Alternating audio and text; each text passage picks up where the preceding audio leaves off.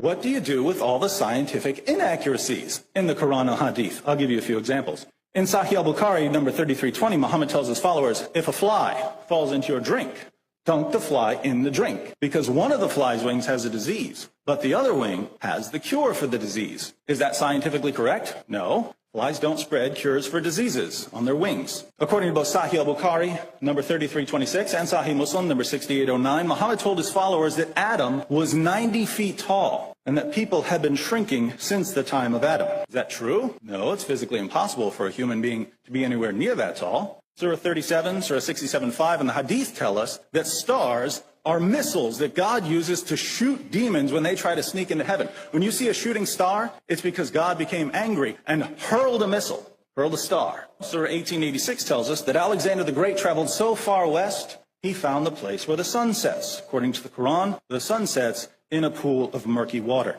Obviously, Muhammad made many claims that are scientifically false. Now, can Muslims reinterpret them? Of course they can, and they do. But why should non-Muslims reinterpret these passages? Passages which are perfectly clear and completely false. The argument from scientific accuracy is circular. We have to assume from the beginning that Muhammad was a prophet, so that when we go out and investigate and we find all the scientific errors, we can reinterpret them based on our assumption that Muhammad was a prophet. About the flight, I have an article on my website, www.islamlife.com, by some scientists to disprove what my opponent said. About Adam, 90 feet. You caught me red-handed. Didn't the Bible say that during those days there were giants on the earth? I refuted the argument from scientific accuracy by showing that the Quran and the Hadith are filled with scientific inaccuracies. Again, I said Muslims can reinterpret them and that they do reinterpret them.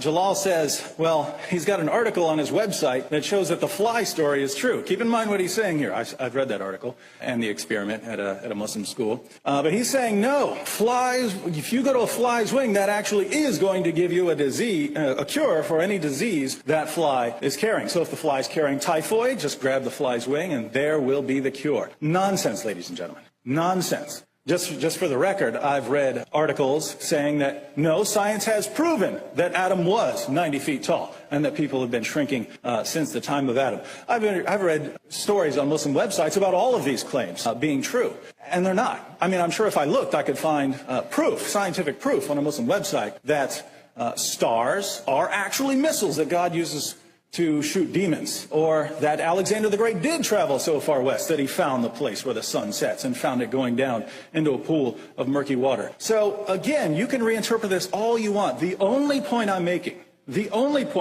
here is that if this is an argument meant to convince other people, you can't ask us to reinterpret everything that looks false. Surah 223 says, if you are in doubt as to that which we have revealed to our servant, then produce a chapter like it, and call on your witnesses besides Allah, if you are truthful. So the claim is this: each chapter of the Quran is so amazing that it could only come from God.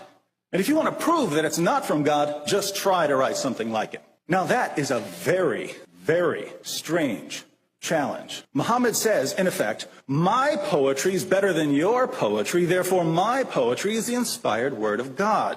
Now there's something very weird about that. Suppose Mozart had said, if my symphonies are better than your symphonies, then my symphonies must be the inspired music of God. Or suppose Shakespeare had said, if my plays are better than your plays, then I must be a prophet.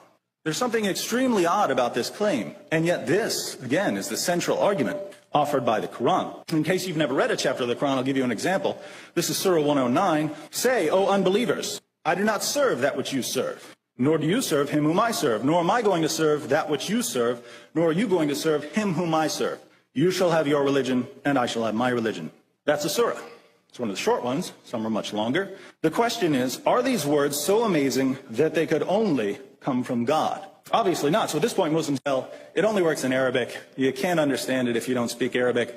And my question there would be, well, why on earth did God give as his main argument an argument which practically no one in the world can even understand? I don't know. But here again, I just have no clue what Muslims could possibly mean. Surah 109, like every other surah in the Quran, is composed of words, one after another, arranged to convey some sort of meaning. If you say that only God could write the Arabic version of this surah, you're saying that a human being couldn't possibly put words in the order we find in the Arabic version of Surah 109. And here I just have no clue what Muslims can possibly mean. Human beings can put words in whatever order we like. And so the Muslim claim simply makes no sense to me. But even if we do take the argument from literary excellence seriously, we only have to do a little historical research to learn that Muhammad's challenge has been met over and over and over again for nearly 14 centuries. Now Jalal disagrees, and I know the Muslims in the room are thinking, no, everyone who has tried has failed. Failed according to whom? To Muslims? Guess what? Muslims aren't the judges here. This is a challenge for unbelievers. Supposedly, when a person tries to write something like a chapter of the Quran, he'll realize that it just can't be done, and he'll feel ashamed. But that's not what happened. Not now, not 14 centuries ago. And we know this even from the early Muslim records. In the early Muslim sources, we read about a man named Al-Nadir. Al-Nadir used to follow Muhammad around in Mecca. And whenever Muhammad would recite a passage of the Quran, Al-Nadir would say, I can tell a better story than that. And he would stand up and recite some verses of his own. And then he would challenge the listeners and say, in what way is Muhammad's story better than mine? What was he doing? He was doing exactly what the Quran says unbelievers can't do. He mentioned the surah. It's not eloquent. Anyone can put words together. Where are the words in Arabic that are more eloquent and have more news about the past, the present, and the future, about the prophets of before? Monotheism throughout the book. Where is that verse that's similar to the Quran? This is the surah that he mentioned. قُلْ يَا أَيُّهَا الْكَافِرُونَ. Say, O disbelievers, here is where we stand. لَا أَعْبُدُ مَا تَعْبُدُونَ. You don't worship what I today worship. وَلَا أَنْتُمْ عَابِدُونَ مَا أَعْبُدُ. And today you don't worship what I worship. Now, for the argument from literary excellence, I argue that this argument, the central argument of the Quran, is hopelessly flawed. Again, it makes no sense to say that good poetry is proof of divine inspiration. Again, that would be like Shakespeare saying, my plays, they're so good, no one can reproduce them, therefore I'm a prophet. That makes no sense. Now, Jalal recited some verses to show us that this argument does work. Just a show of hands, how many of you who are not Muslims were so impressed by what you heard that you conclude that this could only come from God? None. Now, that's all I'm saying. That's all I'm saying. I'm saying this argument does not work. It may convince Muslims, but it does not convince non-Muslims. Muhammad admittedly delivered revelations from the devil, and he was the victim of black magic. This doesn't fill me with much confidence that he was God's greatest, most reliable messenger. Well, let me explain something to you.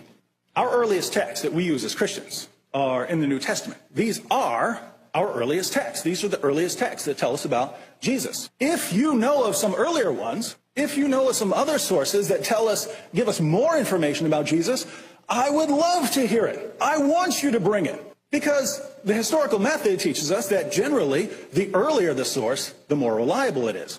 And Muslims don't do that. They go with the later sources. They go with these later sources and treat them as if they're the most reliable. And that's fine. Do whatever you want. But you can't expect me to follow this method. When I'm investigating with Muhammad, I'm going to use the historical method. So, well, our earliest sources here are Ibn Ishaq, Waqidi, Ibn Sa'd. And all three of these sources include the satanic verses. The next thing a historian is going to look for is multiple independent testimony. So is the story found in just one source and all other sources are copying from it, or in several sources and they all tell the same story? Or do we have independent testimony? And we know about the satanic verses from no less than 9 or 10 or even more Muslim sources. The ones I know, Ibn Ishaq, our earliest detailed biography about Muhammad, Waqidi, Ibn Sa'd, Al-Tabari, which I would say is Islam's first great scholar, Ibn Abi Hatim, Ibn al-Mundir, Ibn Mardaya, Musa ibn Uqba, and Abu Mashar. And I'd say that you can even get some of these details from sources like Sahih al-Bukhari. But by the time you get to Sahih al-Bukhari, things are being cut out. Some of the detail. He gives us some of the details, but he cuts the really important ones out. And this isn't surprising. This is exactly what we would expect from Muslims who find this material embarrassing. So the only other thing we have is the black magic.